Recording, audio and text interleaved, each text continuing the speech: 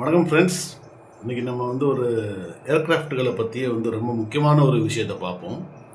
அதாவது நம்ம வானத்தில் பார்த்துருப்போம், ஏர்க்ராஃப்ட்லாம் ஏரோப்ளேன்கள்லாம் எங்கேயோ இங்கிட்ட அங்கிட்டு பறந்துக்கிட்டே இருக்குது. பைலட்லாம் தன்னோட கருவிகளை பார்த்து பறக்கிறாங்க அப்படின்னு சொல்லி நம்ம நினைக்கிறோம். ஆக்சுவலி உண்மை அது கிடையாது. ஃப்ளைட்டு தன் இஷ்டத்துக்கு, தன் உயரத்துக்கு, தன் ஸ்பீடுக்கு பறக்க முடியாது. அதுதான் உண்மை. இதுக்கு என்ன முக்கியமானது, ஒரு விமானத்துக்கு எது சப்போர்ட்டாக இருக்கும்னா அதுக்கு பேர் தான் ஏடிசி, அதாவது ஏர் டிராஃபிக் கண்ட்ரோல். இந்த ஏர் டிராஃபிக் கண்ட்ரோல் இல்லாமல் எந்த விமானமே பாதுகாப்பாக பறக்க முடியாது. பறக்கலாம், ஏர் டிராஃபிக் உதவி இல்லாமல் பறக்கலாம், ஆனால் பாதுகாப்பாக பறக்க முடியாது. அது எப்படின்றத பார்க்கணும். ஏடிசி, ஒவ்வொரு விமான நிலையத்துக்கும் ஒரு ஏடிசி இருக்கும். அதில் நீங்கள் பெரிய டவர் பார்த்துருப்பீங்க, கண்ணாடி கூண்டு அதில் இருக்கும். அதில் மேலே ஒரு ரடாரும் இருக்கும், கம்பி மாதிரி சுற்றிக்கிட்டே இருக்கும், பார்த்துருப்பீங்க. அதுபோக லைட்டும் இருக்கும், பார்த்துருப்பீங்க. சரியா? இந்த லைட்டுன்றது சர்ச் லைட் மாதிரி இருக்கும். இது நைட் நேரத்தில் ஏர்போர்ட் இந்த இடத்துல தான் இருக்குது அப்படின்னு சொல்லி ஒரு தோராயமாக காமிக்கிறதுக்காக அது ஒரு உதவி, அவ்வளோதான், வேற ஒன்றும் கிடையாது. மெயினானது ரெடார் தான். ரெடார் சுற்றிக்கிட்டே, ரெடார் ஓகே, அது சுற்றிக்கிட்டே இருக்கும். அது என் ஃப்ளைட் எந்த இடத்துல வருது என்ன அப்படின்றது தெரியும். இதை தவிர மிக முக்கியமானது எதுனா ஏடிசி, ஏர் டிராஃபிக் கண்ட்ரோலில் ஆள்கள் 24 மணி நேரமும் 8 மணி நேரம் ஷிஃப்ட்டு, கண்டிப்பாக 8 மணி நேரம் தான் அவங்க பார்க்கணும். 8 மணி நேரத்துக்கு மேலே பார்க்கவே கூடாது, அன்லஸ் இன் எமர்ஜென்சிஸ். அத்தியாவசியமான ஒரு சூழ்நிலையில் ஆளே இல்லாத பட்சத்தில் மட்டும்தான். ஏன்னா இது அவ்வளோ ஒரு உன்னிப்பாக கவனித்து செய்யக்கூடிய ஒரு வேலை. இந்த மாதிரி இருக்குல்ல. ஸோ ஒவ்வொரு ஊருக்குமே பார்த்தீங்கன்னா இது ஒவ்வொரு ஏடிசி இருக்கும். ஒவ்வொரு விமான நிலையத்துக்கும், ஊருக்குன்னு சொல்கிறத விட ஒரு ஊரில் ஒவ்வொரு விமான நிலையத்துக்கும் ஒரு ஏடிசி இருக்கும். ஸோ இந்த ஏடிசி என்ன செய்யும்னா, விமானங்களுக்கு எந்த உயரத்தில் பறக்கணும். இதுக்கு முன்னாடி இன்னொரு முக்கியமான விஷயம் என்ன தெரிஞ்சுக்கணும்னா, உலகத்தில் உள்ள எல்லா ஏடிசிகளும் இணைக்கப்பட்டு இருக்கும். ஒரு ஏடிசி இன்னொரு ஏடிசியோட தொடர்பு கொள்ளலாம். வேறு நாடு, அது இப்போ இங்கேருந்து ஒமான் எடுத்துக்கோங்க, துபாய் எடுத்துக்கோங்க, இல்லை ஆப்கானிஸ்தானோ, இல்லை பங்களாதேஷோ, பாகிஸ்தானோ, அது எதிரி நாடுகளாக இருந்தாலும் சரி, ஏடிசியோட ஆனால் தொடர்பு அவங்களுக்கு இருக்கும். இது இன்டர்நேஷ்னல் லா, ஏர்கிராஃப்ட் பாதுகாப்புக்காக பண்ணியிருப்பாங்க. சரியா? இப்போ இந்த ஏடிசி என்ன செய்யணும்னா, இவங்ககிட்ட வெதர் ரிப்போர்ட்ஸ்லாம் இருக்கும். அது போக இது பைலட்டுக்கும் இருக்கும், பைலட்டுக்கிட்டையும் இருக்கும், வெதர் ரிப்போர்ட்ஸ் இருக்கும். ஒரு ஏர்கிராஃப்ட்டுக்கு முன்னாடி இதுக்கு பார்த்தீங்கன்னா முன்பகுதி, அந்த மூக்கு பகுதிக்கிட்ட ஒரு ரடார் இருக்கும். புயல்லாம் வர்றதை அது காமிக்கும். முன்னாடி ஏர்கிராஃப்ட் வர ஏதாவது வந்துச்சுன்னா ஆக்சிடென்ட்டாக அது காமிக்கும்.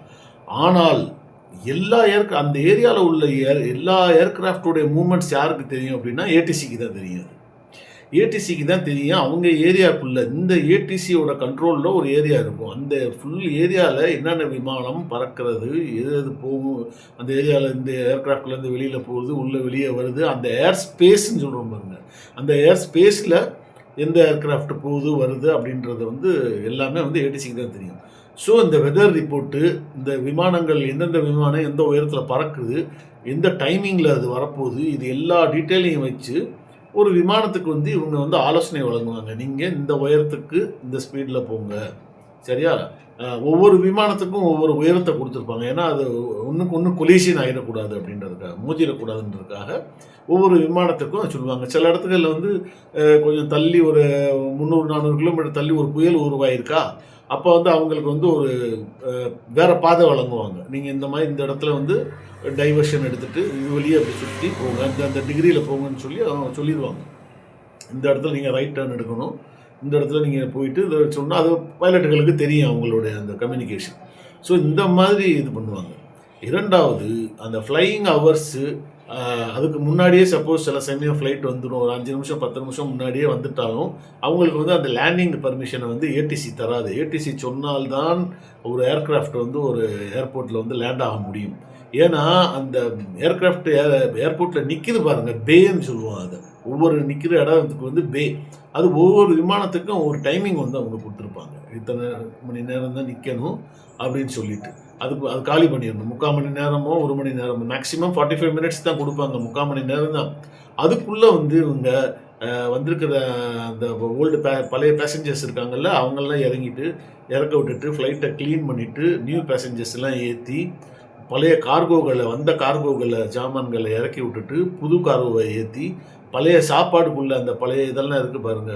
பிளேட்டு, டீயி, கப்பு அது இது என்னென்ன இருக்கோ, அதெல்லாம் இறக்கி விட்டுட்டு, புது சாப்பாடுகள் ஃப்ரெஷ் சாப்பாடு எவ்வளோ பேசஞ்சர்ஸோ அத்தனை பேசஞ்சர்ஸ் பைலட் க்ரூ மெம்பர்ஸ்க்கு எவ்வளோ வேணுமோ அதையும் ஏற்றிக்கிட்டு எல்லாமே செஞ்சு ஃபியூலையும் ரீஃபியூலிங் பண்ணிவிட்டு தண்ணி வேணும்னா தண்ணியை நிப்பிக்கிட்டு வேறு ஏதாவது சிறு கோளாறுகள் எது இருக்கான்றதை இன்ஜினியர்ஸ் செக் பண்ணுவாங்க. அதையும் பண்ணிவிட்டு இது எல்லாமே ஒரு 45 மினிட்ஸ்குள்ளே நடந்து முடிஞ்சிடும். அதுக்கு அடுத்து தான் வந்து ஏடிசி வந்து பர்மிஷன் கொடுக்கும். சரி நீங்கள் போகலாம் அப்படின்னு. சப்போஸ் இவங்கனால வந்து அந்த 45 மினிட்ஸ்க்குள்ளே ஒரு எதிர்பாராத காரணத்தினால அதை செய்ய முடியல அப்படின்னா அந்த விட்டு வேறு இடத்துக்கு அலாட் பண்ணிடுவாங்க. காலியாக இருக்கிற ஒரு அதுக்குன்னே வச்சுருப்பாங்க. அது எமர்ஜென்சிக்குன்னு சிலது வச்சுருப்பாங்க. அது காலியாக இருக்கிறது அங்கே ஷிஃப்ட் பண்ணிடுவாங்க.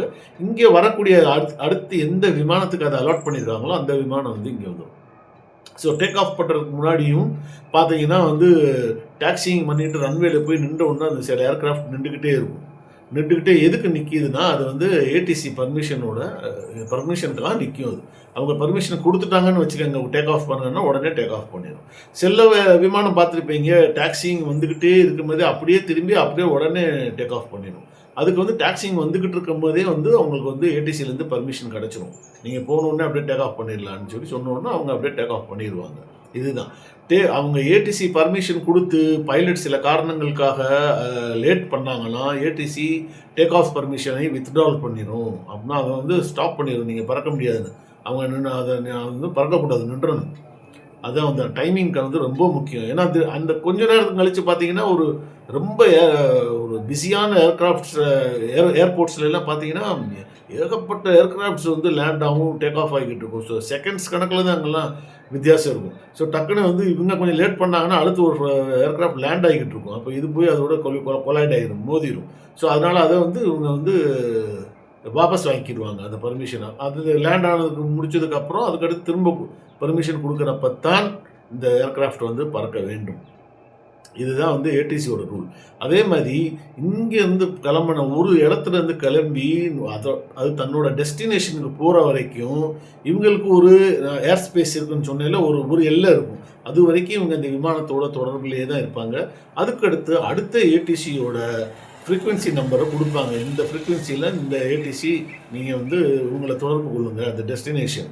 ஃபார் எக்ஸாம்பிள் இப்போ மதுரையிலேருந்து சென்னைக்கு போகுது, இல்லை லாங் டிஸ்டன்ஸ் வச்சுக்கோங்களேன். மதுரையிலேருந்து துபாய்க்கு போகுது. இப்போ மதுரையிலேருந்து பாதி தூரம் வரைக்கும் போகிற வரைக்கும் மதுரை ஏடிசி வந்து அதை வந்து கான்டாக்ட் பண்ணிக்கிட்டே இருப்பாங்க. அதுக்கடுத்து பார்த்தீங்கன்னா அவங்க சொல்லிடுவாங்க, இந்த மாதிரி துபாய் ஏடிசியோட நம்பர் வந்து ஃப்ரீக்வன்சி நம்பர் இது, நீங்கள் அவங்கள கான்டாக்ட் பண்ணுங்கள்.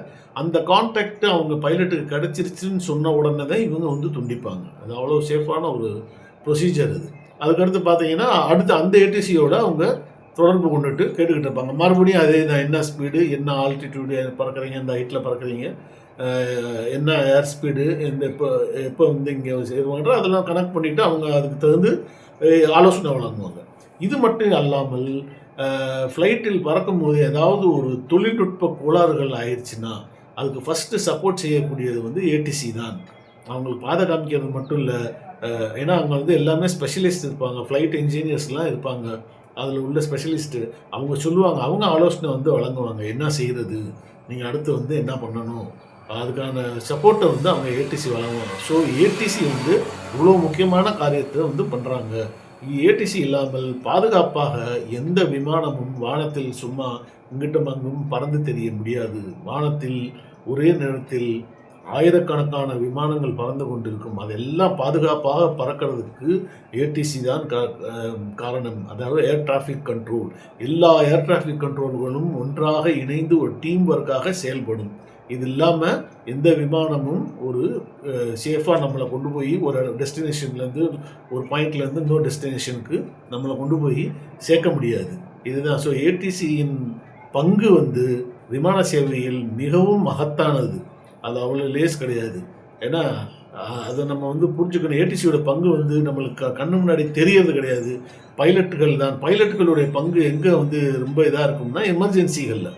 சில சமயம் வந்து ரேடியோ வேலையே செய்யல, ஏடிசியோட தொடர்பு கட் ஆயிடுச்சுன்னு வச்சுக்கோங்க, ஏதோ ஒரு டெக்னிக்கல் ஃபால்ட்னால. ஸோ அப்போ வந்து பைலட்டுகளுடைய பங்கு வந்து மிக ஜாஸ்தியாக இருக்கும். அவங்களுடைய சொந்த முடிவு தான் எடுத்து ஃப்ளைட்டை வந்து பத்திரமா காப்பாற்றி கொண்டு போய் இறக்க வேண்டிய ஒரு சூழ்நிலையாக வரும். அது ஒரு ரிஸ்க் எடுக்க வேண்டிய சூழ்நிலைகள்லாம் இருக்கும். அது ஃப்ளைட்டில் அது இருக்கிறத தவிர்க்க முடியாத ஒன்று அது. சரியா? இந்த காணொளி உங்களுக்கு பிடிச்சிருந்தா இதை லைக் பண்ணுங்கள், ஷேர் பண்ணுங்கள், சப்ஸ்கிரைப் பண்ணுங்கள். இதே மாதிரி இன்னொரு காணொளியில் இன்னொரு புது தகவலோடு சந்திப்போம். நன்றி, வணக்கம்.